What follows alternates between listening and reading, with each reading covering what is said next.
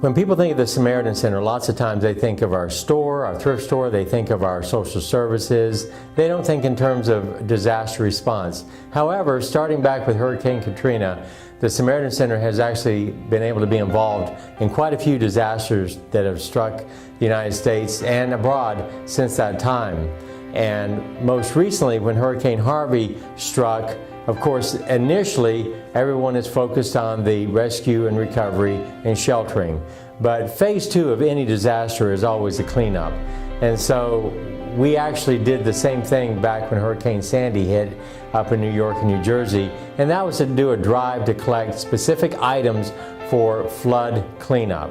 And so we decided to do that once again for Texas, for the cleanup from Hurricane Harvey. And so we were able to make arrangements for a 53-foot trailer to be put out in our front parking lot and invite the community to bring donations. And the donations came in along with cash donations, and we had volunteers that worked out by the trailer accepting those donations. So in a course of about 2 weeks, we were able to fill up a 53-foot trailer, and it actually rolled off our parking lot last evening at 6:30 on its way. In fact, it's in Corpus Christi, Texas right now, being unloaded. We are actually collecting financial donations right now while we try to figure out what are the specific needs that will arise out of Hurricane Irma, because we've realized that every disaster is unique and has certain needs, and so as we collect cash, that gives us the flexibility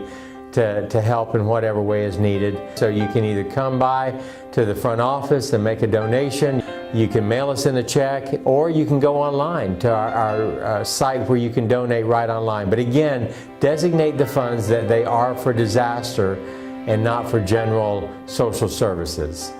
We are just simply a conduit where people give us what they give us. We look for ways to pass it on to be a blessing for others. It is the community that is really the Good Samaritans that bring what they have in surplus and donate to the Samaritan Center. I would like to pass on a big thank you from the people down in Corpus Christi, Rockport, and the surrounding area. I've been on the phone to them, and you can just hear it in their voices how much they appreciate that folks all the way up here in Tennessee, that we would think about them and spend the time and the money to gather up things that they could use as they try to clean up and put their lives back together. And you help make that possible, and so thank you from them and thank you from the Samaritan Center.